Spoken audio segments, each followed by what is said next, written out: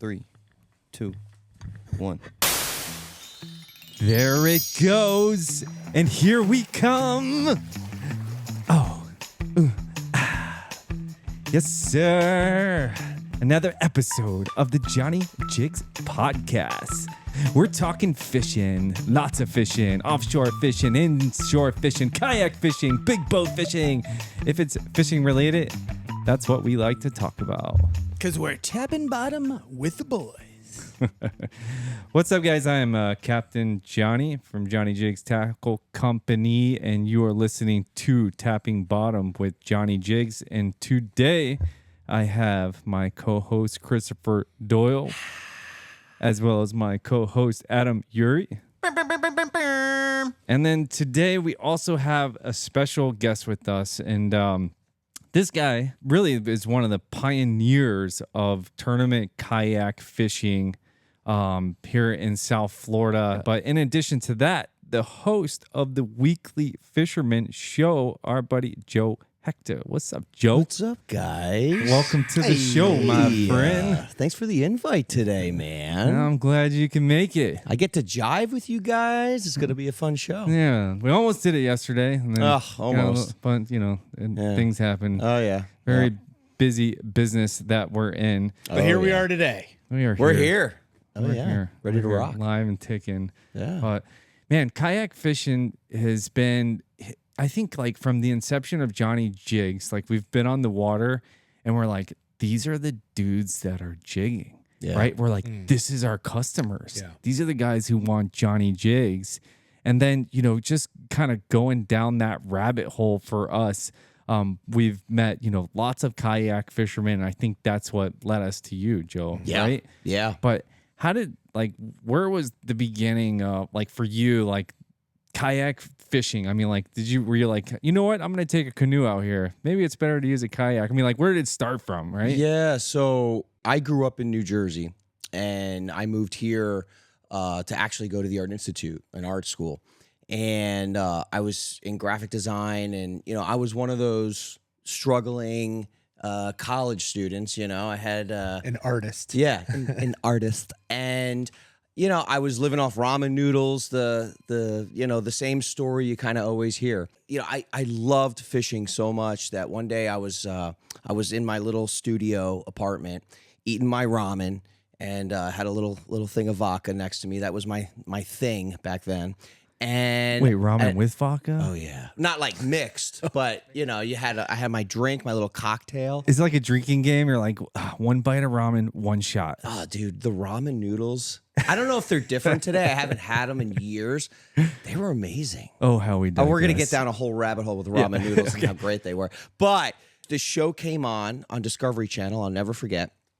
And it was one of those episodes talking about these Indians, and they were hunting those Norway whales, the ones with the horns. They look like unicorns. Narwhal, you got Narwhal. it. And I'm watching this episode, and I didn't have a boat, and back then I didn't know anybody with a boat. I was pretty new here in South Florida, and I was just itching to get offshore and just catch some of these fish that I would see in all the media here.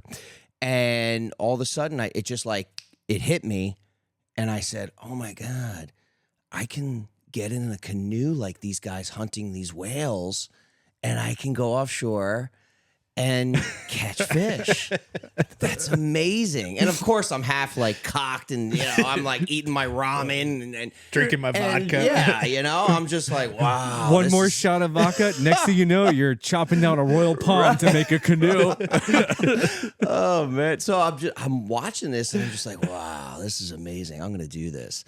And I did it. And I went to Bass Pro, and I went in there. I got this cheap, I think it was called the Endeavor kayak.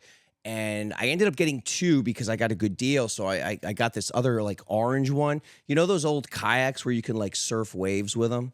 Oh, okay. They're not meant for fishing. They're short. We called it the Orange Crush. So long story short, I bought the kayaks. We went out the next day, and for the first time ever. So I've never kayak fished ever. Or fish South Florida. Or fish South Florida. Exactly. Are we talking? You went out in the ocean, or you? Yeah, dude. We literally went, dragged these things like across the street. Like we already were ruining and scratching the bottoms, and just I'm talking like old school. No one was doing this. You know, we're talking like 2006, 7. Okay. You know, and we get to the Pompano Beach right there. We launch. And again, we don't know what we're doing. It's like choppy. Nathan flipped like 3 times trying to get out of the surf because his kayak's like this big. And, you know, we make it out.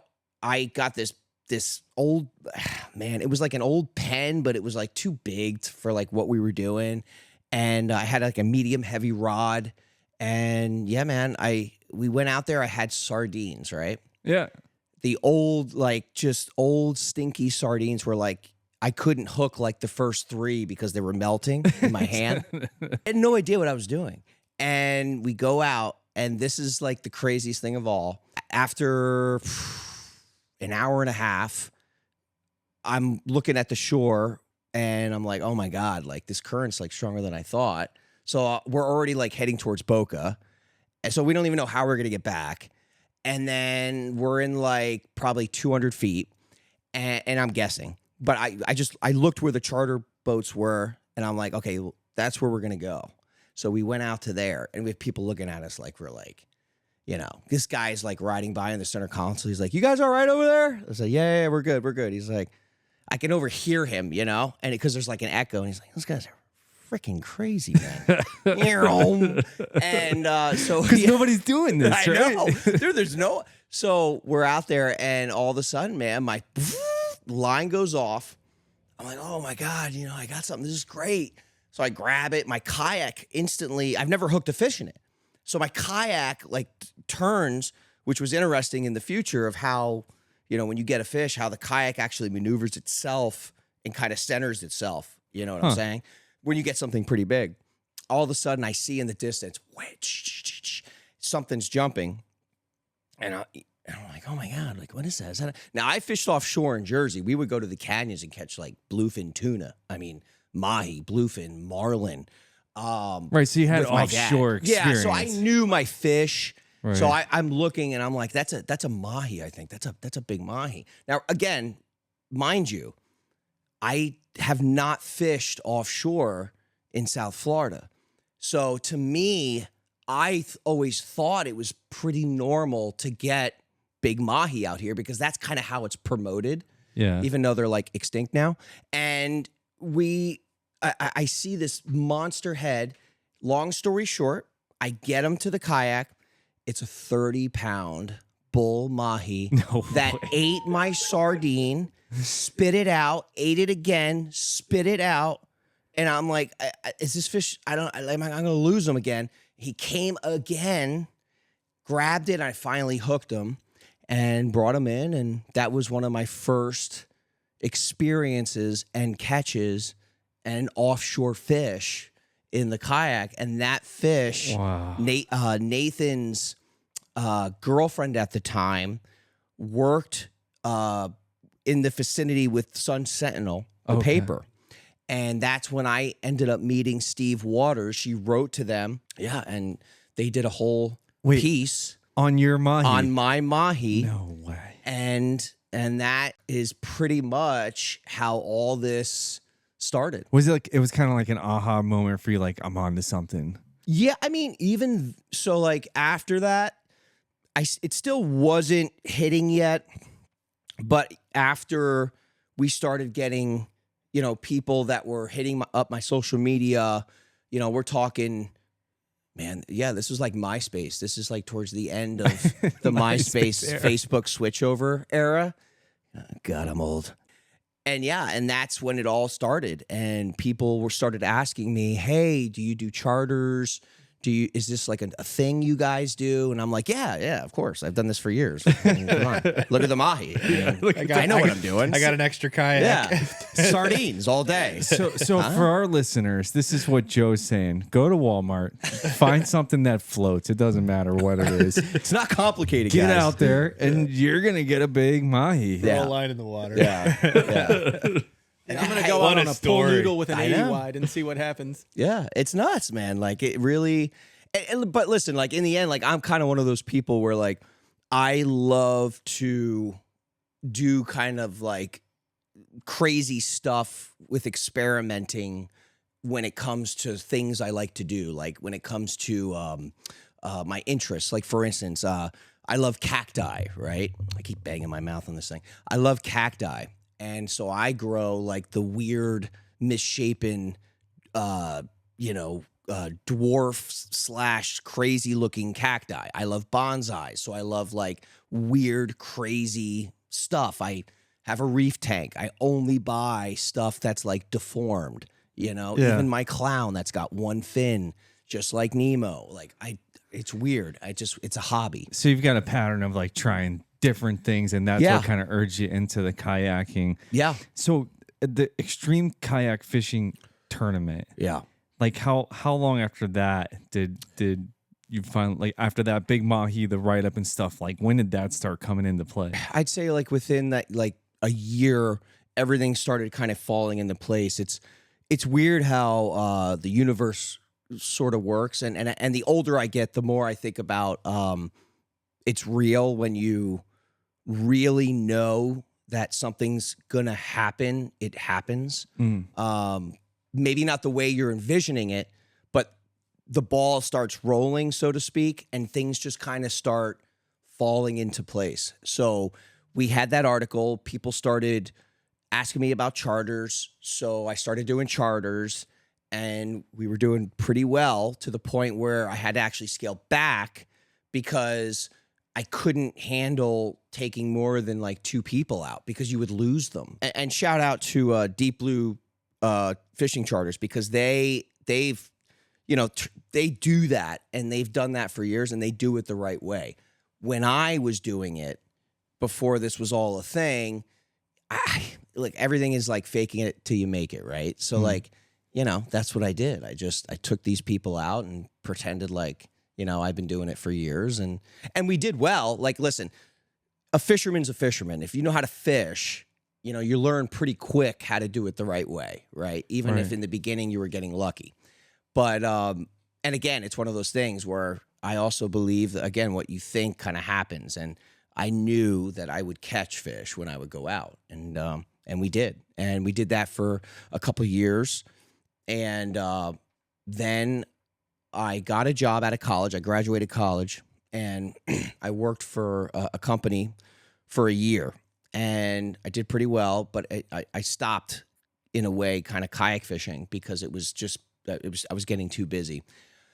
Long story short, I'm an entrepreneur. I have it in my blood. I've tried doing the 9-to-5 thing, and there's just something in me that just doesn't fit. It's like 2 blocks that you can't, no matter how much you maybe try to like squeeze them in and fit it together, there's something missing in my DNA that doesn't connect with it. So I ended up leaving that company, and I had nothing. And I said, well, what am I going to do? Like, do I got to move back to Jersey? Do I got to move back home? Like, I don't want to do that, Then I got my dad calling me like, what's wrong with you? Why would you're making good money.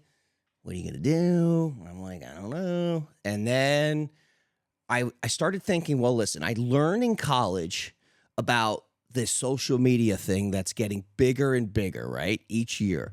And I learned in college about code and graphic and web design. And I like fishing. So maybe those pieces will fit.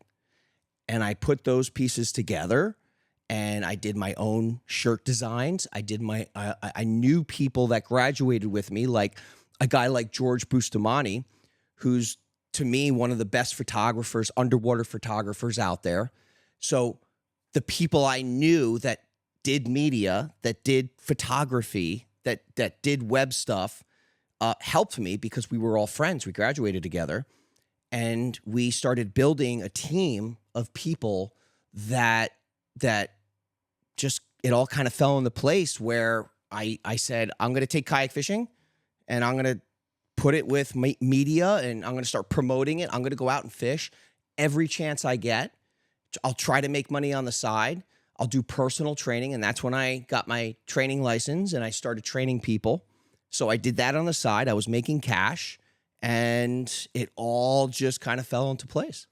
And that's how it all started. So the social media kind of helped to grow the tournament itself. And you were telling me before we started here that it's like the second longest. Yeah. What is it? Second longest? We're one of the longest standing live events in South Florida and in Pompano Beach. And oh wow. Yeah. Events like Events, oh, wow. live events, correct. Wow. Yeah. That consistently happens each year at this time. Right. We are one of the top events. So how does this tournament work? Let's there's a Sailfish Smackdown, right? Yeah. And then there's the Summer Slam, I believe. Is Yeah, it? so it all started with the Summer Slams, and we started off with one, and we did it in Pompano. We started building a relationship there.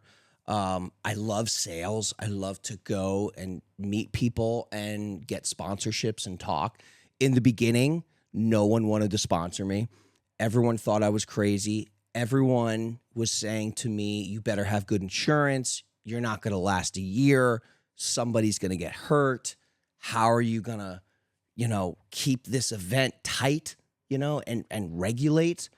And that's when I thought to myself, well, okay, these are good questions, right? Like, so I sat back at the drawing board, and back then it was me, Doug Perez, the Wahoo guy now, George, my wife, who's like the backbone of everything I do, and we came to conclusions to where, okay, well, let's get help boats, Right. let's get some captains, let's have a spy boat that no one knows that fishes the events. So there's like a whole bunch of things that have to go into a tournament, from the rules, the spy boats. Like I want to dig into this pretty deep because it's super interesting to me. Spies on message boards that we Yeah. had and maybe still have. So we're going to take a quick break, and we're going to come back, and we're going to talk about really the nuts and bolts that make a great tournament. So we were digging into the dynamics of the extreme kayak fishing tournament, kind of the rule, like how you came up with the rules, like, the progression of it, really. Like how did you get to where you're at today? It evolves, you know what I'm saying? Like over the years, we've done it so long now. But yeah, like in the beginning, we really had to think about how we're going to structure this, like logistically, everything. Because you gotta say to yourself, well, like, these people are bringing their whole set. It's like carrying a boat and everything you have that you're taking offshore to a tournament and then competing. And it's like, there's a lot that goes into that, especially with like Pompano. The beaches are bigger there, so if I get sponsors, right, how are they gonna schlepp all their stuff back and forth with the tents? And so we figured out methods for pretty much everything.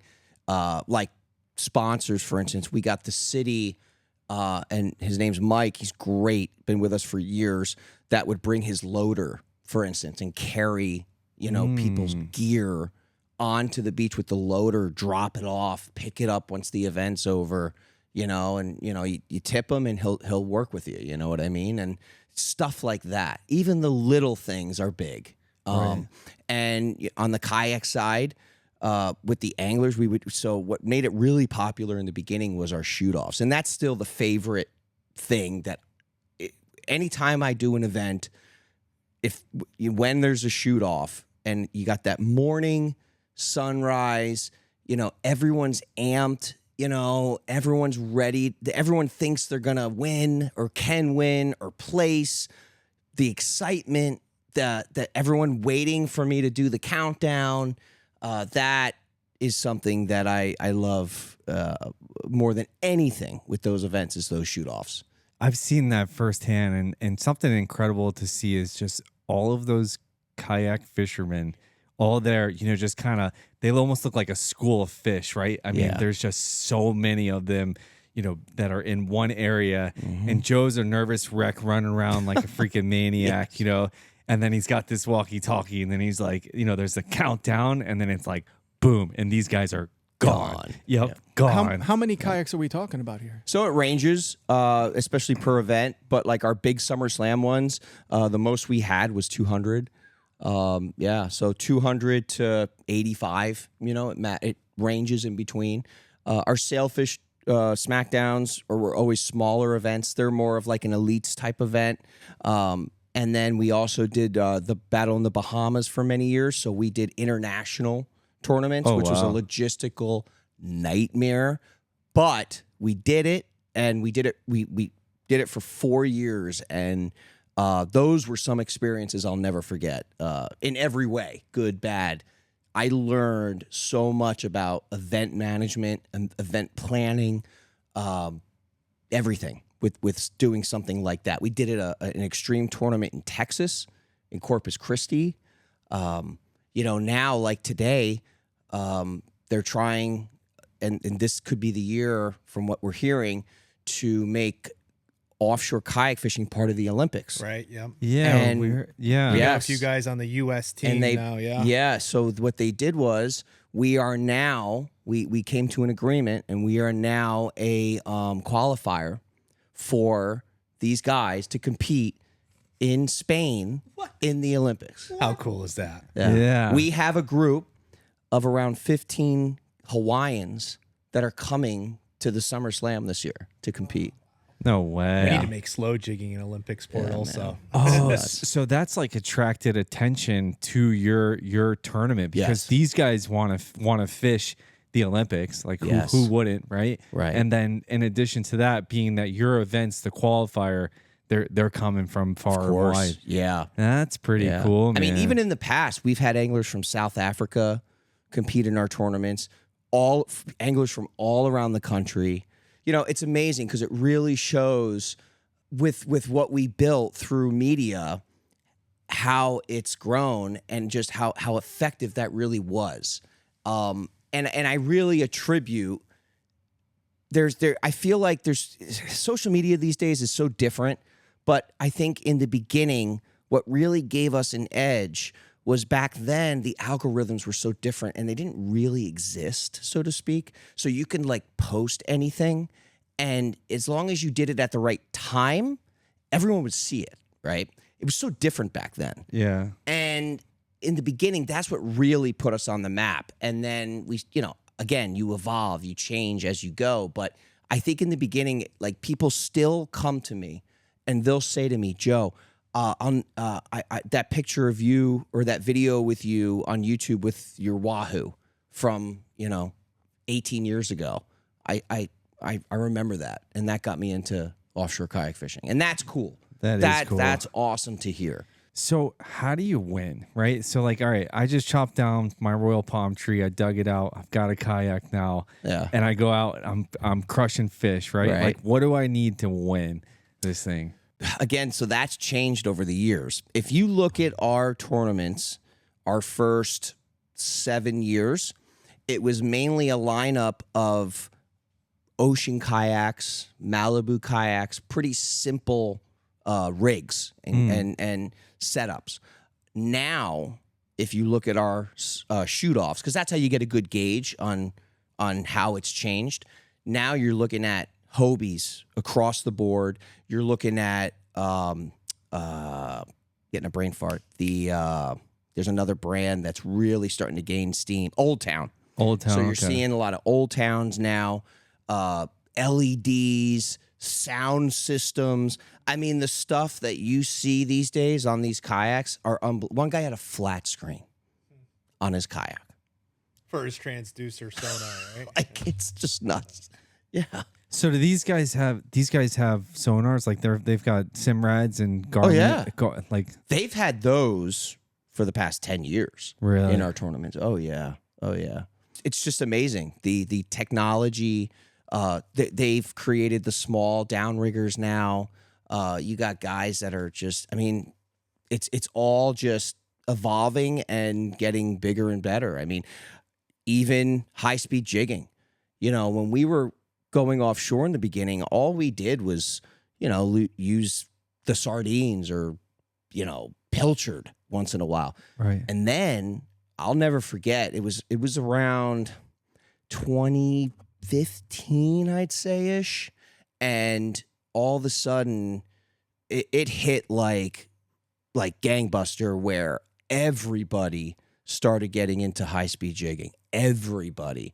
To the point where I would say 20% of people that would fish our summer slams, in the beginning especially, wouldn't even bring live bait.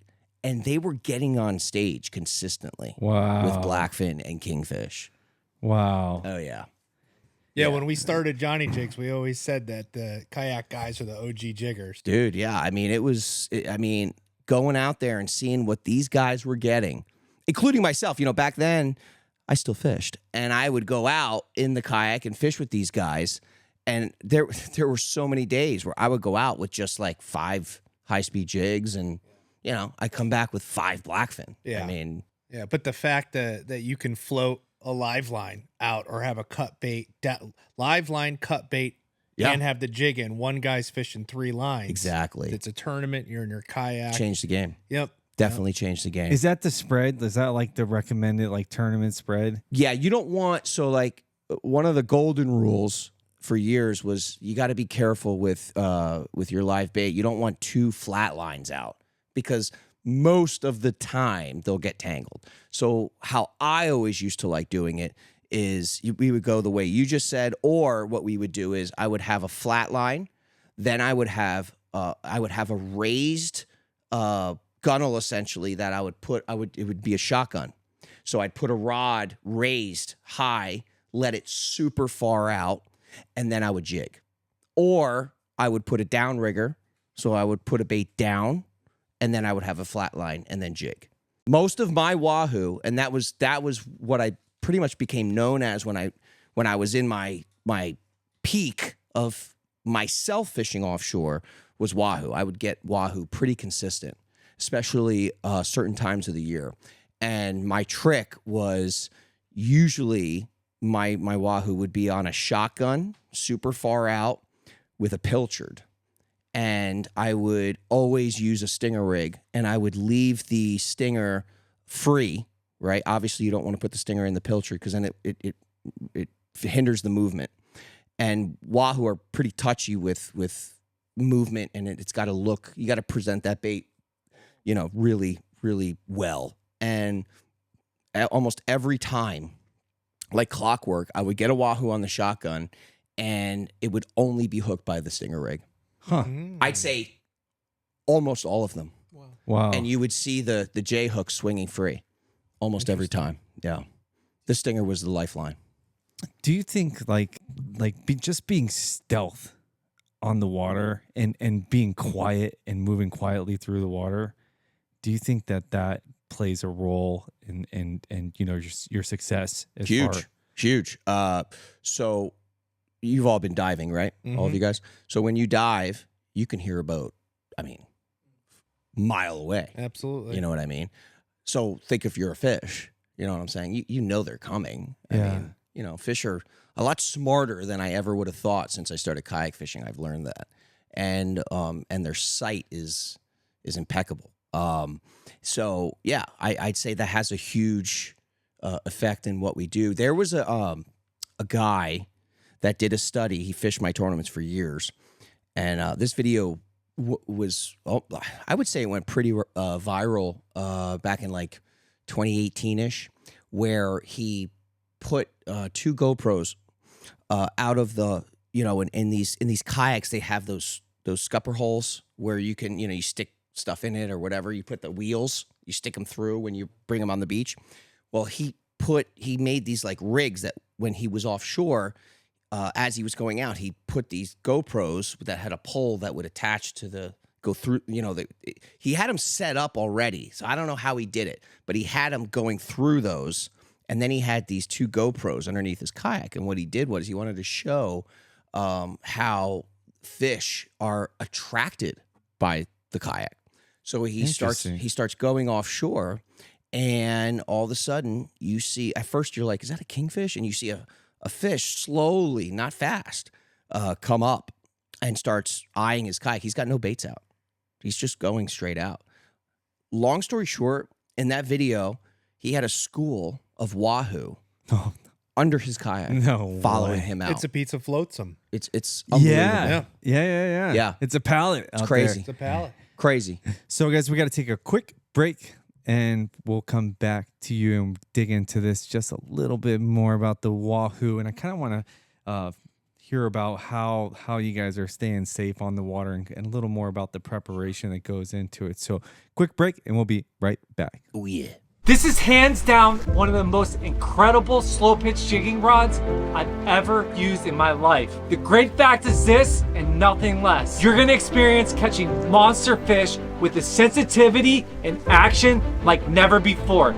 So talking about like strategy, technique, strategy, so everybody's in this, school of kayaks at the beach, and then gun goes off or radio countdown. Yeah. And then it's like, where do you go? How far can you go? Right. Like what's your limitations? Yeah, so you're talking about for like during a tournament, During right? a tournament, yeah. Or even in general, really. I'm just kind of like, how far are these kayak guys going? Yeah, do we deep swordfish? Yeah, sword fishing? Right. Which we actually got a swordfish in our SummerSlam part 1 last year on a Johnny Jig. Flatback 300 blue pink.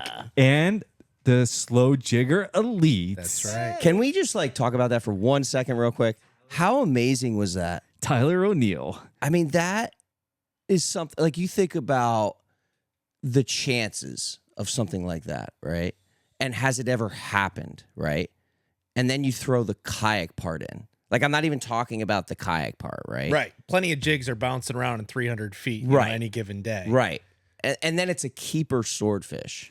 So I'm gonna pick. I was there, right? Unbelievable. Not on the water, but I was on the beach and I was hanging out. So I was with you. Yeah, that's right, Chris. Yeah. So painting the picture, like I didn't believe it. It's like at first. Yeah. Radio goes off, right? Like, what were they saying on the radio? We started getting calls in from the help boats, and they're like, we're trying to find a guy, and they're saying he's got like a marlin, and and we can't find him. And listen, I've heard this a million times. You know what I mean? I do a sailfish tournament, so For 18 years. Yeah, I mean, so I'm saying to everyone that where I'm hearing this, I'm like, oh, great. Yeah, It's sure one of those, you do, buddy. It's one of those noobs, or it's one of those out of towners that just doesn't know. Yeah. So I already in my head am thinking that it's a sailfish, right? And yeah, we just kept hearing like more weird information. Like it was like a drip type thing. Another guy got on the radio and he's like, yeah, I see him, and it's either a marlin or like a swordfish. And then I'm like, Oh, the story gets bigger. sure it is, buddy. And we just kept hearing more and more information. And I'm like, what's wrong with these people? Like, I know some of these guys. How do they not know what this thing is? It's a sailfish. Come on. And then I think Sean Rolls confirmed it, right? I think Sean, it was either Sean or this kid Bobby that called me that are tournament regulars that they know. And it was one or the other, but one of them called me and he's like, listen, I'm going to be sending you some pictures and you're not going to believe what you're going to see. And I'm like, okay. And he shoots off these pictures to me. And I think you were getting the pictures at the same time or something like that. Because Johnny and I were on the beach going back and forth trying to figure this out. And lo and behold, man, it was a swordfish. And I'm like, this isn't real. The kid got great is this footage AI? on too. Like, yeah. He had great I'm like, GoPro what footage. is this? Like, are you kidding me? And then like some guy that came from Jacksonville that fished the tournament also got footage. So I ended up hunting him down and getting some stuff from him. It's like, so like everything that like also needed to happen kind of happened as well, like after the fact. It was amazing. I want to put this in perspective for our listeners.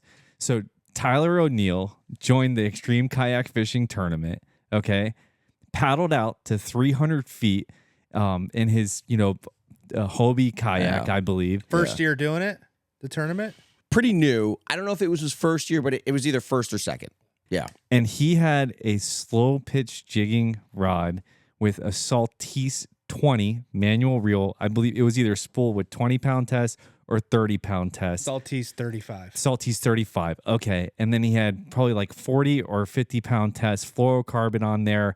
And he tied on a flatback Johnny Jig and caught a swordfish, manually reeled him up in 300 feet of water on a kayak during a tournament. Insane, right? How? How did that happen? Yeah, And it's such an anomaly that swordfish wasn't a weighable fish in the tournament. Like, is there?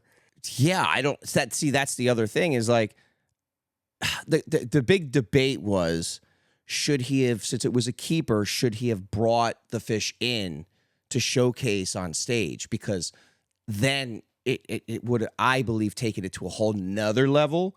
But then again, it could be a risk, right? Because, we were still kind of gray on like the law there. HMS permit. Yeah. And whether it was state waters or local, everyone was kind of like gray on that. And then on top of that, realistically, it wasn't a eligible fish in my tournament. I mean, who's going to put in their rules? Yeah, eligible swordfish in a kayak tournament. I mean, people would think I was nuts, you know? You might as well put blue whale. Right.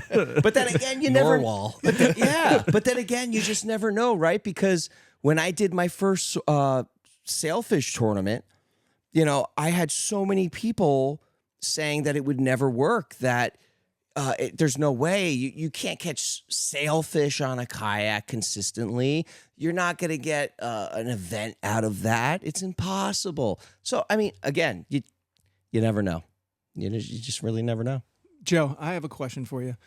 Earlier in the cast, you were talking about spy boats. Yeah. And the spies online. Can you elaborate more on that? Because that is interesting. Yeah, so... Unless you want to keep it a secret. Any spies here, first off, that we should know about, or no? Maybe. Right. I believe I was a spy at one tournament.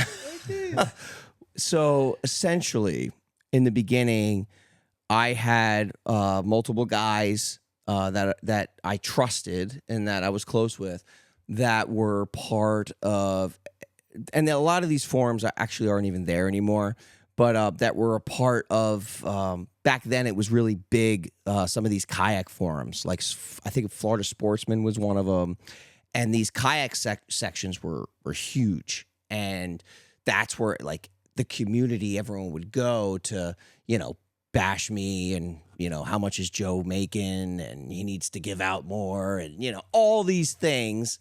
And so and good stuff, a lot of good stuff, a lot of, weird stuff.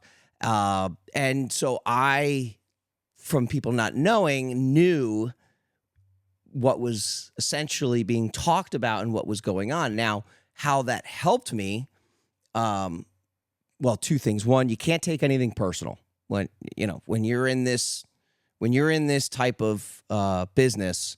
You got to throw that out the window. And then two, you take what you're hearing, and you implement that, and how can you make it better? How can you fix certain things? Oh, this guy's complaining about this. Well, how can we fix this? And obviously, half were like just outlandish like stuff, but the other half was legitimate stuff that I feel that we could improve on. Right. So what about the boat? And then the boat, we started doing that. We had an issue years ago where it was believed that an angler cheated. And long story short, we had to do a lie detector test thing, and we had to do the submission, and it was a pain in the butt. But the thing is, it became a mess to where I wanted to implement, and we solved it, but I wanted to fix that by getting a third boat. Let's say I get two. I will always get 3 or 4, and there'll be a boat with a group of guys with binoculars on there, and their only job is to watch, because the beauty of when you're fishing offshore in a kayak, they don't have motors, so they're not going far. And if you have a motor, you can watch them, and you could stay within these big groups. A lot of times when these guys disperse, there'll be just groups and pockets of these guys, and you're able to watch them and see what they're doing when they're out there. So how could someone how could someone cheat? How would that affect it? How would we catch them? I mean, yeah. What would the cheating be? You know, like they have a fish floating on a buoy that they go over to grab the pull up that they say they caught, or how would? What would that's pretty clever. How'd you come up with that so quick? I won Adam? a couple tournaments in my day. How they would cheat would be, let's say they had a friend that had a boat that went fishing that morning. They would pull up on a kayak and whoop, hand them a fish, hand them a kingfish, whatever. So stuff like that is what we're watching. My conscience would not allow me to do something like that. Yeah, again, doing these tournaments as long as I've been doing them, you wouldn't believe some of the stuff that we would hear or that we caught. Just crazy. Like Crazy stuffing stuff. lead weights down a bass's mouth. We've been out on the water fishing on many of the tournament days. I remember we got a great picture of Sean Rolls on that 30-pound blackfin 4 or 5 years ago. Yep. When we see told me Sean, we about see that. Justin Ritchie out there. Yep. We've pulled up to them to, just real quick, hello. Say hi, yeah. We Yeah. were probably being spied. Oh, I knew about the you guys seeing Sean. there was a spy watching us. Yeah. Probably. You know, we were a support eye. boat. It's always You watching. weren't with me, Chris, that day, but I volunteered to be a support boat for the tournament a few years ago. And did you remember there was a guy, Oh, I think he was gosh. from Alabama, Oh, and boy. he'd never been in the ocean kayak fishing before in his life. And you hear him on the radio. He's like, guys, I think I'm getting swept away in the current here. right? So, and then Joe put this guy on the boat with me to help. He was very helpful, but he was not. He was my like, "Sir, gosh. you're gonna have to wait. You're gonna have to wait." And I'm like, "Really? All right, fine. He's gonna wait." But fast forward like an hour and a half later, right? This guy's back on the radio. Fellas, I just don't think I'm gonna be able to make it back to where we lost, right? And I'm gosh. like, "All right, sir. What's your coordinates?" "Oh, I don't have my depth finder is not working." I'm like, "Okay." I'm like, "Are you south or north of the lighthouse?" "Well, a school of bonita just went by and there's big waves. I see a sailboat. I think it's a sailboat." And I'm like, all right, well, that kind of pinpoints it for me in this vast ocean, right? So, like, Any peers, anything? The Right. guy was just so he and I are like jawing back and forth, and he's giving me descriptions that, like, it's like giving someone directions and telling them that there's a squirrel on a fence post on the corner here. You know what I mean? Right. I'm like, Right. I'm never gonna find this dude. So I'm like, but we're on the cell phone. I'm like, do you know how to do a drop pin on Google Maps? And he's like, yes. So he sends me a drop pin, so I know where he's at, right? So I get this drop pin in the middle of the Atlantic, right? And I go, we're in Pompano. I go, Pompano, Deerfield, Boca, almost to Boynton Beach. Yeah. And here's Oh, this yeah. guy. it's insane. He was just way. This poor guy. So I never saw Looking him at the again. water tower. I'm like, sir, you don't have any fish. I don't think you're gonna win this tournament. I'm like, we're just gonna pull your kayak onto my boat. Get on the boat. Does that disqualify him? Yeah, you can't be picked up. And I'm Yeah. like, dude, you're officially like all up in the bushes somewhere. So Oh man, yeah, he was far, man. We that was actually one of the farthest that we ended up having. Yeah, but I think that's a testament to having the support boats there, Yeah. right? Dude from out of town, I'm running a decent boat that I can get up and go, and I can chase him down pretty much all the way to the Bahamas if I had to. Yeah. So right. that was a good thing. But also with the tournaments, like, I remember tournament day being out there fishing with Chris and being like, man, these guys are everywhere. I'm like, and you got to be, like, I think on those days I'm Yeah. more hyper alert of where I'm at. But so what are these guys doing like safety wise to be seen What's the best thing to do? Yeah. So the beauty of our tournaments, we take safety like very, very seriously. So we have the Coast Guard that comes out in the morning, and they check everyone's kayaks for the right safety gear that they have to have. It's mandatory. Once their kayaks are checked, they get a sticker that they slap on the kayak for that tournament to prove that they were checked. So our boats that are offshore know that they're part of the event. And what they check for is it's mandatory to have a safety flag, which would be a visual device. You need a sound device, which would be which a lot of times we offer in their captain bags. They'll get like a Hobie whistle, something like that they could stick on their, which is the next part, their PFDs. So you got to have a life vest, flotation device. Okay. So those are the three big ones.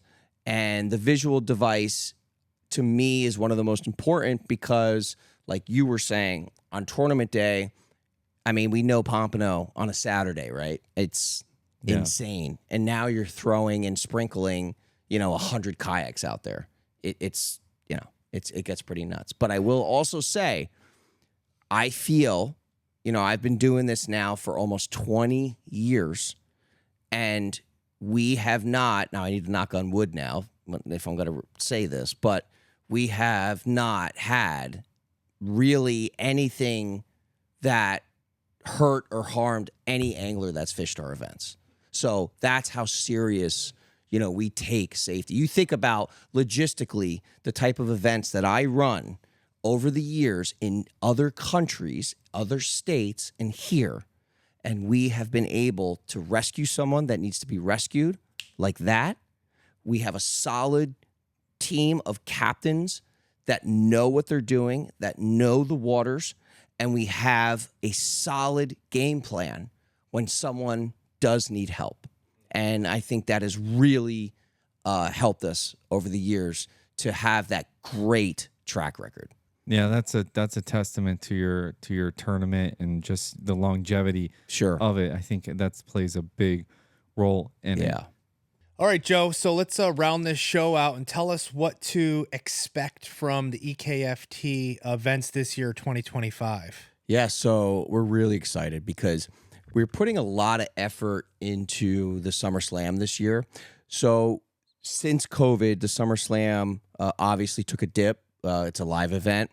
And then 2 years, straight, it was we were trying to get it back to what it was before COVID, where we had a big crowd of people. It was a big party on the beach, vendor tents, live music, all these different other events that are going on. Well, last year we started really promoting it more with grassroots marketing. I wanted to get back more into that because I used to do a lot of grassroots marketing with that tournament, and it worked well. So we changed strategies a little bit and started doing that. And last year for the SummerSlam 2, we had a monster crowd. We had multiple other events that went on, and we're really excited to kind of bring that event side of that tournament back into the SummerSlam. We have a CrossFit competition that'll be going on in conjunction. We're going to have a paddleboard race. We're going to have a lot of different vendors that'll be showing up. Anglers can get a chiropractic adjustment if they want when they're done kayak fishing. We're going to have, Budweiser there. We're going to have Jersey Mike subs, Zona Fresca. We're going to have a kids sandcastle competition. Johnny Jigs. Yeah, Johnny Jigs will be there, and it's going to be a fun event and for everyone. That's the goal, is to get more of the sports-oriented people out there and with families and kids like it used to be. And last year, I was so excited by that. SummerSlam 1, we didn't really have the crowd, but that was because we had to move the event. Weather, unfortunately, hindered us with that. That's a big dent. When we get bad weather and we got to move a slam, oh my God. That's the worst. Yeah. Because, that's because it's such a big event. A lot of logistics. A lot. Sailfish tournaments, they're not a big deal because we don't have the event side of it. But we're excited about this year. That's taking place June 7th. And then August 9th is the SummerSlam Part 2. We have coming up right around the corner the Exotic Bass Roundup. And that's one of our newer tournaments, and that brings the freshwater side to Extreme, and it's only for exotics. So peacock bass, clown knifefish, snakeheads, what are they called? The sunshine bass, just a bunch of different species, red-tail catfish. We have $1,000 red-tail catfish division. What? Just cool stuff. Nautical Ventures, they're one of the main sponsors for that tournament, and we got $2,000 for first place, $1,000 for second, $500 for third. It just keeps going down and down and down. We got a whole bunch of prizes. We got custom-made wood trophies with America flags on them, and the peacock bass, clown knifefish on them, custom from Warren, and he does Power Core rods. And he's been making these beautiful trophies for us the past couple of years. And we're just really excited about these events coming up for this year. That sounds freaking super exciting, man. And you guys will be involved in the Summer Slam. I cannot wait. Yeah. We'll be there. It's fun. It's going to be a lot of fun. Is. Definitely. Is registration still open, and where can folks get more information or register for any of these events? Yeah, so actually early registration just opened for the Summer Slams. If you register for both tournaments, you get $50 off your entry. But you got to register for both.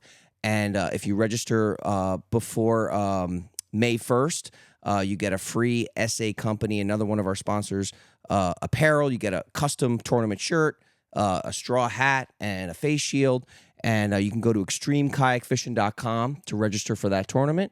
Or you can find us on Instagram at Extreme Kayak Fishing, Facebook, Extreme Kayak Fishing Inc., and if you need to talk to me personally, I'm on there as well, Joe Hector. So just punched Extreme Kayak Fishing in a Google search. It's gonna we'll be pop right up. there. Boop. So we can't end the show without talking about the Weekly Fisherman Show. Of course, the legend Eric Brandon. Yes, and this radio show. I'm gonna be on Saturday. You're gonna be on Saturday, man. Saturday. Yeah. We're gonna talk fishing there. But I've had many trips to the show. I've been on the show with you guys quite a few times. I think I'm like a regular pretty much at this point. It's been super fun. But where did that start out for you? Yeah, so all right, I did a podcast for years called Kayak Fishing Raw. And me and my friend Jay did this and this is when podcasts were still pretty new. And we just had a blast doing it. And out of nowhere, I got a email from Eric. And now Eric used to be the host on Kiss Country. That's right. And he was the guy. Yep. So if you heard Kiss Country for years, he was the main guy. And long story short, he ended up working with Nautical, and then he became a host on the Weekly Fisherman Show with Steve Waters, who is a writer for the Sun Sentinel, or was. Long story short, I get an email from Eric saying, listen, I know Nautical sponsors your tournaments and you're good with the emceeing and you're comfortable. You already do a podcast. Our guy, Steve, he's really sick. He's going to be out for a couple episodes. Can you come in and fill in for this guy? And I said, yeah, I could do that. No problem. So I get on the show, and it was like a hit, and they had like everything kind of went up. And of course, I shared it and stuff with our media, our email list, that whole thing. But what they also noticed when they looked at their demographics for those two shows on the back end was the age. They had a big bump in millennials for that show. And that's something they needed. And that's, long story short, they asked me if I could stay full time. And I was like, sure. All right, I'll do it. That's so they cool. hired me for the show full time, which airs every Saturday on Fox Sports Radio on 940, the Miami Dolphins radio network. And we've been doing that. And Eric and I, we jive well. You know, Eric's like 80 years old, and it's great working with an old guy, and he's not here to defend himself. Yeah. And that's how the show goes. Yeah. And that pretty much what happens on the show. So what's the structure of the show? I've been on it a million times, but I want you to tell the listeners, what's the structure? What's great about the Weekly Fisherman is we cover all types of fishing. So we talk about everything and anything when it comes to fishing. We have some of the top captains in Florida that are on that show that give their fishing reports. They call in live. Yeah, live. And even guys are catching fish live They're while literally they're talking. on the boat, most of them, when they're calling in. And the beauty of me being on the show now for a couple of years, they gave me a little more power to do some things and bring on some more of like my kind of guys. And so I brought in guys like Sean Rolls, other millennials, Johnny, he's part of the show now, bringing Johnny in, guys like the other Johnny, Johnny Stabile. Yep, Johnny Stabile, and who's on the freshwater side. So we got a good mix of some of my guys on there and Eric's guys, and now I think it's the whole show premise is just fun. I think that's the best way just to describe it, because we talk about it all and we joke, we have a good time. And when you're up early like that, the last thing you want is some kind of monotone, show, right? It's like, 6 a.m, you're ready to go, right? You got your first coffee in, you're ready to rock, and you want to hear something fun, uplifting.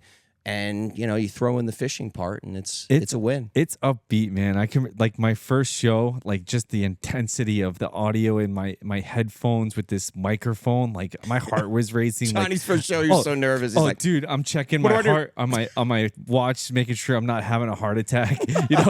But I've gotten comfortable with it since. Yeah. But what I think I love about the show the most is that we're getting real time information on what's going on in the water, right? So when these captains are like, hey, there's mahi out, 300, or there's a weed line and 1,000, the mahi are chewing, we're hitting blackfins and 2 fit. I am dialed in. I want to know this stuff. But not only that, but then it goes into the freshwater stuff, and Johnny Stabile, chimes in, and he's like, hey, you know what? The peacocks are down deep. It's cold right now, so this is what you need to put out and whatnot. So these dudes are spilling the beans, and they're telling you how to catch fish. So it's an incredible show. When he does the show, he'll call me most days on his way home and basically say, Monday's good. We're going out. This is what we're doing. Right. And it's all the feedback that he got from the captains that all call in that day. And that's the thing. It really works. And that's the other great part of the show. During the show live, we have a feed. So we have a live feed that goes on. We all have our phones out, and we get to answer questions. Johnny gets questions during the show. So we're answering questions. We got people asking us to ask questions to some of these captains. So it's engaging, and it's great for people that are going out in the morning that are like, what am I going to do today? Am I going to go for blackfin, mahi? What's my strategy? And then at the end of the show, a horse comes out, Penny, and eats we love carrots. Penny. Yeah, Literally. Eric has a bag of carrots that he feeds Penny. She's kind of like our mascot, and we love Penny. So I'm like, she's a horse. The first day, you're not kidding. You're serious. No, she's a real horse. Yeah, that's what I'm talking. Yeah. I don't think your listeners realize there is a horse here. You got to tune into the video feed. And this horse is knocking over stuff. Oh yeah, trying to eat my coffee, eating carrots. Yeah, it's incredible.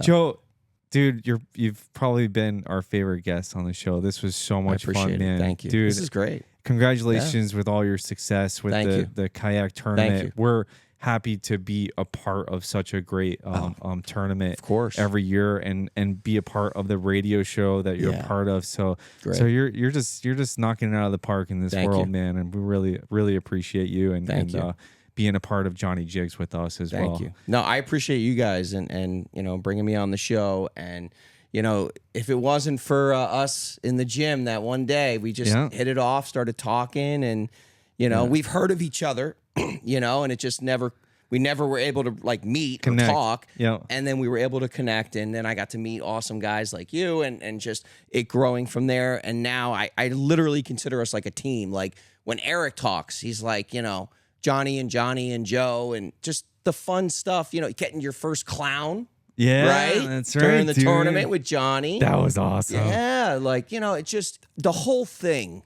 to me is just fun. And in the end, right, when you look outside the whole picture, of what we all do, in the end, we're just kids, man. We want to have fun. We're a couple guys that just, listen, a lot of times, and I meet a lot of people like this, they forget why they started something in the first place, and it gets lost sometimes. Yeah. Because let's face it, listen, what we do is hard, man. Life is hard. But if you like kind of rewind the clock and you're like, wait, why did I get involved in that? And then you think about that, it's fun. Yeah. You know, and that's how I designed my tournaments, is for everyone that's a part of it to have just a good time, you know, and smile and, you know, bring their kids and maybe catch a fish. But that's not what it's about. You know what I mean? And that's the anglers, you know, how my events have evolved over the years. I've noticed it. You see it. And my anglers have evolved. You know, in the beginning, it was a lot of guys that wanted to win money, right? And yeah, we offer money. But now you're noticing the change of people that have fished it for years, or let's say they fished their first one. It's contagious. And now when you're at my event, you see anglers all mingling, having a good time, coming back to the beach, who worked there. Can I curse?